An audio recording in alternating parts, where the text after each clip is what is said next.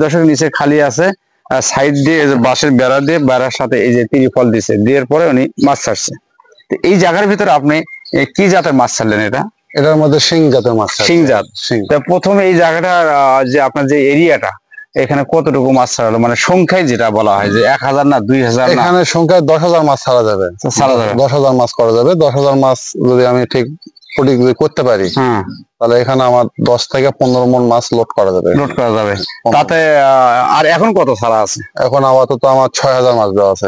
দর্শক আসসালামু আলাইকুম। আপনারা দেশ এবং দেশের বাইরে থেকে যারা আমার ভিডিওটা প্লে করবেন তাদের প্রতি আন্তরিক শুভেচ্ছা ভালোবাসা জানিয়ে, জগহাট ডিস্ট্রিক্ট পাঁচবিবি থানা রায়গ্রামে আমার এক ভাই সেটা নতুন পদ্ধতিতে এটা ট্যাঙ্কি পদ্ধতিতে মাছ চাষের একটা সিদ্ধান্ত নিয়েছে। এটাই নাকি তার প্রথম। উনি কার মাধ্যমে এটা উদ্বুদ্ধ হলো বা কিভাবে এই জায়গাটা উনি ডিগ করলো বা নিয়ম কানুন গুলো বা কি জাতের মাছ ছাড়লো এবং সেই মাছ থেকে উনি কি ধরনের প্রফিট আশা করতেছে এবং কি কি মানের খাবার দেবে, বিভিন্ন ধরনের যে তথ্যগুলো লালন পালন পদ্ধতি, সেগুলো আমি আপনাদের ভিডিও আকারে বা তথ্য আকারে তুলে ধরার জন্য ভিডিও শুরু করছি। আসসালামু আলাইকুম ভাই, ভালো আছেন? হ্যাঁ ভাই ভালো। আপনার নাম কি? আমার নাম মোহাম্মদ অলিউল্লাহ। অলিউল্লাহ। তো আমি যে ঠিকানাটা বলেন ঠিক আছে তো, তাই না? হ্যাঁ ঠিক আছে। আমি শুনলাম যে আপনি নতুন পদ্ধতিতে বা ট্যাঙ্কি পদ্ধতিতে মাছ চাষের একটা সিদ্ধান্ত নিয়েছেন। হঠাৎ করে এই ধরনের আগ্রহ জাগলো কিভাবে বা কার মাধ্যমে আপনি জানলেন যে এই ধরনের পদ্ধতিতে মাছ চাষ করা যায়? ধন্যবাদ। এটা হলো আমি জাকস ফান্ডের থেকে এটা আমি শুনছি। ওরা উদ্যোগ ওরা আমাকে করছে। এটা জাকস থেকে আমি ট্যাঙ্কিটা সহজ পদ্ধতির ট্যাঙ্কিটা ওনারা আমাকে করে দিছে। এখানে 32 feet 30 feet by 20 feet. 20 feet হ্যাঁ, ট্যাঙ্কিটা দৈর্ঘ্যপ্রস্থ আর ডিপ 4 ফিট। 4 feet 4 feet. এখানে আমি শিং মাছ করতেছি। শিং মাছ। আচ্ছা, আপনি যে জমিটা এরিয়া কতখানি হবে ভাই? 2 শতক। 2 শতক। আচ্ছা, 2 শতক যদি হয়ে থাকে, আপনি যে 4 ফিট ডিগ করলেন, তাই না? এই নিচে কি আছে? আর নিচে শুধু মাটি? শুধু মাটি মাটি মাটি। আর সাইড দিয়ে আপনি এটা হলো ত্রিফল দিয়ে এটা আপনি ই করছেন। পানি বাইরে যাবে না? না, পানি বাইরে যাবে না। আউটলাইন আছে। আউটলাইন আছে। পানি যদি হিট হয় পানি বের করার ব্যবস্থা আছে? হ্যাঁ, বের করতে আউটলাইন দিয়ে বের করতে হবে। আচ্ছা, সেটা আমরা পরে জানবো। তা আপনি এই জাকস থেকে এই পরামর্শ পেলেন বা তারা এই ধরনের সিস্টেম শিখে দিল, তাই না? জমিটা এরিয়া পরিমাণ হলো 2 শতক। এরিয়াটা হলো 30 বাই কত? 20। 30 বাই 20। আর নিচে খালি আছে, দর্শক নিচে খালি আছে, সাইড দিয়ে বাঁশের বেড়া দিয়ে বেড়ার সাথে এই যে তিরিফল দিছে, দেওয়ার পরে উনি মাছ ছাড়ছে। তো এই জায়গার ভিতরে আপনি কি জাতের মাছ ছাড়লেন? এটার মধ্যে শিং জাতের মাছ। শিং জাত। প্রথমে এই জায়গাটা যে আপনার যে এরিয়াটা, এখানে কতটুকু মাছ ছাড়ালো, মানে সংখ্যায় যেটা বলা হয় যে 1000 না 2000? এখানে সংখ্যায় 10,000 মাছ ছাড়া যাবে। 10,000 মাছ করা যাবে। 10,000 মাছ যদি আমি ঠিক সঠিক করতে পারি, তাহলে এখানে আমার 10 থেকে 15 মণ মাছ লোড করা যাবে। তাতে আর এখন কত ছাড়া আছে? এখন আপাতত আমার 6,000 মাছ দেওয়া আছে। এই যে আরো যে 4000 মাছ, এটা কোথায় পাবেন? আবার এই মানের মাছ হইতে হবে না? না, এই মানের মাছ আমার পুকুরে আছে, ওখান থেকে আমি আনি এর ভিতরে ছেড়ে দেবেন, তাতে কোনো সমস্যা হবে না? না, সমস্যা হবে। আচ্ছা, এই মাছগুলো যে আপনি 6000 মাছ কিনলেন, এটা কত টাকা মূল্য কিনলেন? আমরা হাঁটতে হাঁটতে 6,000 মাছ আমার এখানে 6,000 টাকায় ধরে নেন। 1 টাকা পিস। 1 টাকা পিস, তাহলে 6,000 টাকা। জি। আর এর সাথে যে আপনার পুকুরে মাছ আছে, দিক দেখি, আমরা হাঁটতে হাঁটতে দেখি, আবার যে আপনি অন্য পুকুর থেকে মাছ এখানে স্থানান্তর করবেন, সেগুলো মাছ কত পিস ছাড়া আছে বা কয় হাজার? এখানে মাছ ছাড়ছিলাম 300 লাইন। হ্যাঁ, আচ্ছা। এখন আমার মাছ এখানে অটোমেটিক 200 লাইনে মাছ চলে আসছে। হ্যাঁ, মানে এটা মানে শীতের মধ্যেই চলে আসছে। লাইনটা বোঝায় যে ছোট থেকে বড় যেটা বোঝায়। আচ্ছা, ওই 4000 মাছ যেখানে আপনি ছাড়বেন, তাই না? জি।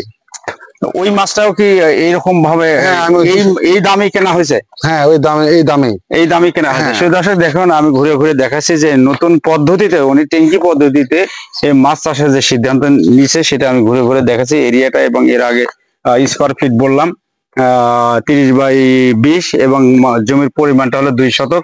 এই যে রোদ এবং বিভিন্ন ধরনের ময়লা আবর্জনা থেকে রক্ষা পাওয়ার জন্য এখানে উপরে পাতলা মশারির কাপড়ের মধ্যে দেওয়া হয়েছে এবং নিচে শুধু মাটি, সাইডে ত্রিফল। এই যে পানি যে নিষ্কাশন ব্যবস্থা, সেটা পাইপ লাইন করা আছে। যদি পানিটা হিট হয়, সে পানিটা আপনারা চেঞ্জ করে দেবেন মেশিনের মাধ্যমে, তাই না?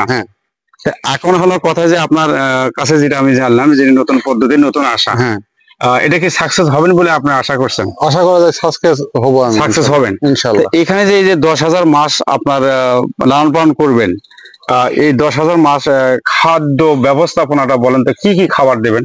আমি এই মুহূর্তে এখন খাওয়াচ্ছি 08। 08 সেটা কি নাম?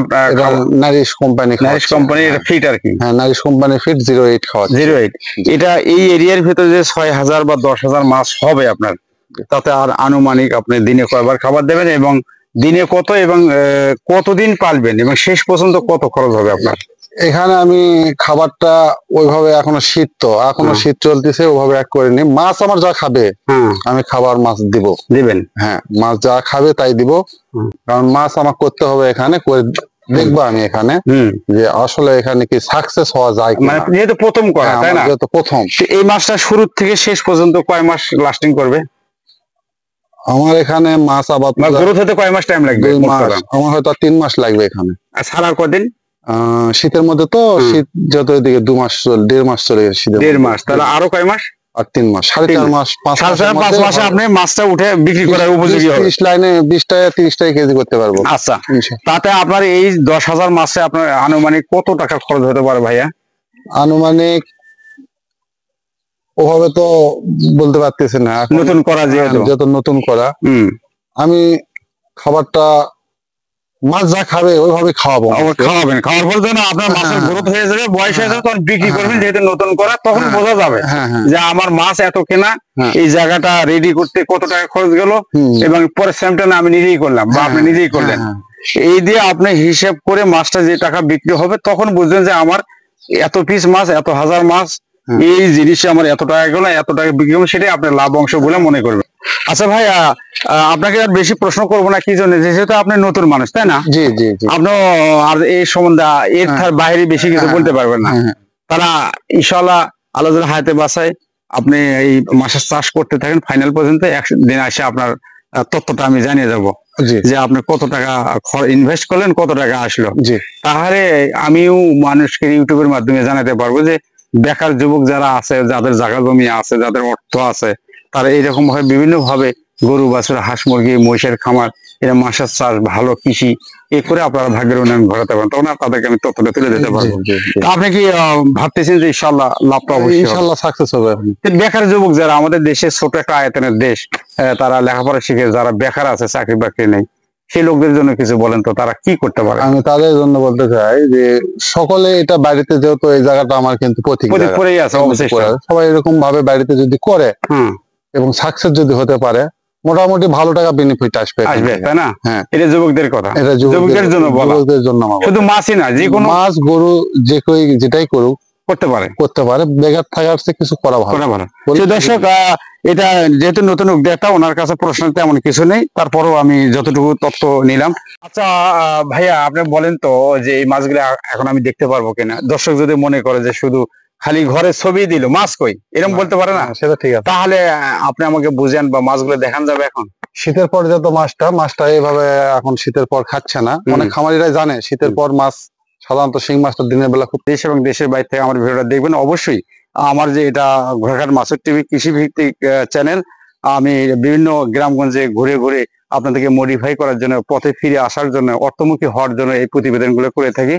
তো আপনারা সবাই এই ভিডিওটা দেখবেন এবং উপভোগ করবেন, এবং আমার এই ওলাদ ভাইয়ের জন্য দোয়া করবেন, যেহেতু ওনার নতুন কর্মমুখী, এই ব্যবসা যেন সাকসেস হয়, এবং আমি আবারও ওনার সেই তথ্যগুলো আপনাদের সামনে তুলে ধরবো যে আসলে এই ব্যবসা করে লাভ করা যায় কিনা, বা এই ব্যবসা লং টাইম করা যায় কিনা, সেই তথ্যগুলো আপনাদেরকে আমি জানাবার চেষ্টা করব। আপনারা দেশ এবং দেশের বাইরে যারা আমার ভিডিওটা দেখলেন, তাদের প্রতি আন্তরিক শুভেচ্ছা, ভালোবাসা জানিয়ে শেষ করছি। আপনারা 5 ওয়াক্ত নামাজ কালাম পড়বেন, ভালো কাজের সাথে যুক্ত থাকবেন, এই প্রত্যাশা রেখে শেষ করছি। আসসালামু আলাইকুম।